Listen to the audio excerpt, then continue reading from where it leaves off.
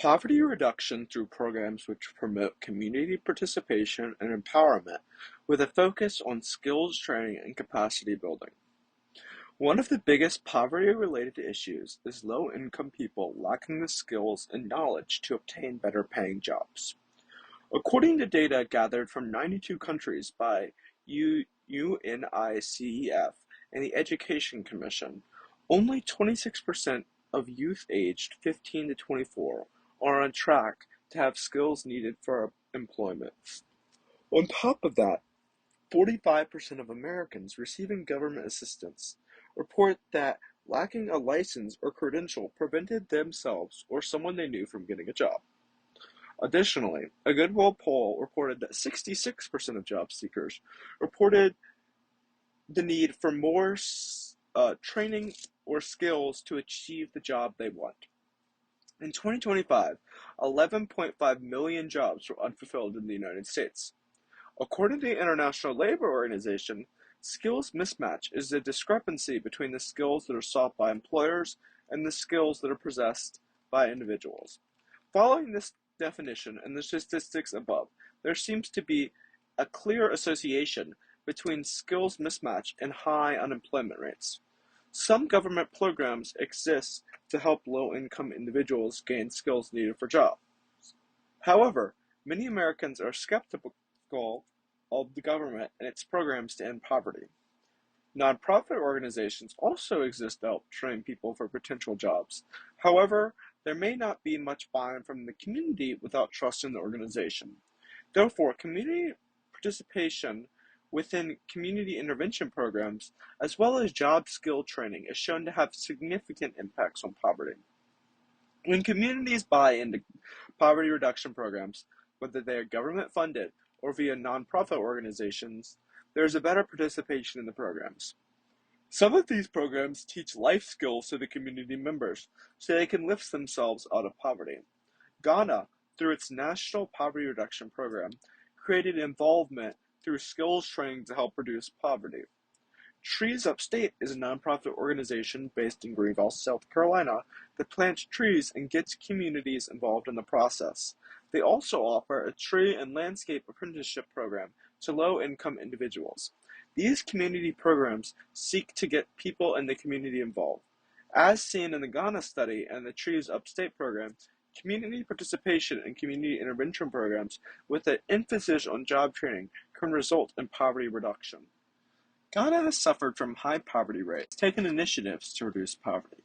Between 1991 and 2012, Ghana's poverty levels decreased from 53.6% to 21.4%. During that same time frame, the labor force without schooling decreased from 41% to 21%. Patrick Usei Kufar and Frederick Kusmazan looked into the effectiveness of the National Poverty Reduction Program, or NPRP, in Ghana. In 1999, Ghana introduced the NPRP as part of a program to reduce rural poverty through community participation.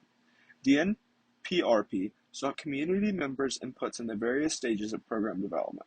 Training workshops sought to teach skills to the community and help them become involved in the NPRP. The learned skills were designed to provide individuals a way to make an income. Skill training and capacity building programs improve the lives of impoverished community members and assist with social and economic integration. Usei Kufar and Kumasan present the case that community participation with job skills training can reduce poverty. In their study, Usei Kufar and Kumasan sought to see the effect that empowering community members and increasing community participation has on reducing poverty. Their study was centered around the belief that people were more likely to have high participation in the NPRP if they participated in training workshop programs that focused on skills training and capacity building. For this study, randomly selected beneficiaries and group leaders who participated in the National Poverty Reduction Program in Ghana, as well as project staff, were interviewed and surveyed. The authors found that of the people that participated in the training workshops, 72% stated they gained skills due to their engagement with the NPRP. Most people reported gaining livelihood skills by participating in group trainings and soap and ceramic makings. Others were able to learn beekeeping skills. These skill training programs empowered the individuals to become better equipped to engage in economic activities that would provide them with income. The authors also found that the community members were more involved in NPRP programs if they had participated in training workshops. Of those who attended training workshops, 66.7% of people had high levels of participation in NPRP programs. Those who had never attended training workshops had a much lower participation, with 75% reporting low levels of participation. These numbers prove that training and capacity building programs produced by the NPRP increase the community members' participation in the NPRP projects. These findings are significant because they demonstrate how programs that teach skills to people increase their trust and belief in organizations that claim to be able to decrease poverty. The authors also found that 92.4% of beneficiaries were involved in the implementation of the program. 51.4% of beneficiaries' first information on NPRP activities came from group or community leaders, which was the highest percentage of source of information. The authors show how empowering the community members and leaders leads to increased interest and involvement in the poverty reduction programs. It is important for community members to be involved in poverty reduction because they are the ones most affected and deserve to have a say in what is happening. Additionally, the community members might know what is best or needed most in their own community. Since people who are involved in a program are going to believe more in it and share it with others, the poverty reduction programs can increase their community participation, which can lead to more people developing skills to enhance their income and bring their community out of poverty. One would assume that providing individuals with increased skills and involving the community in poverty reduction programs would reduce poverty in the community. However, this specific study does not provide information on economic data before and after the program implementation. Poverty not only exists in third world countries, but also in the United States. Many programs throughout the United States work to reduce poverty through community empowerment programs and skills training. One example of a program is Trees Upstate, which is a nonprofit organization that seeks to provide historically neglected low-income neighborhoods with trees. In addition to providing trees to these neighborhoods, they also have a program that trains individuals to work in landscaping and tree and lawn maintenance. This helps give skills to individuals in job areas that are looking for workers. In addition, they discuss that trees have various benefits and that they provide clean air, lower temperatures, and mitigate storm water runoff, which helps prevent flooding.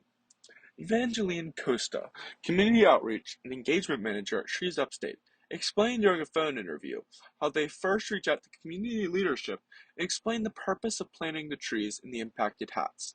They do this in order to develop a relationship with community leadership so that they can gain the community's trust. Some leaders are hesitant as they believe the community has more important things to worry about, but Trees Upstate explains how trees and their program can address concerns related to low-income communities like the lack of jobs and skills training, and that trees can even lower utility bills by creating a canopy over houses and beautify neighborhoods.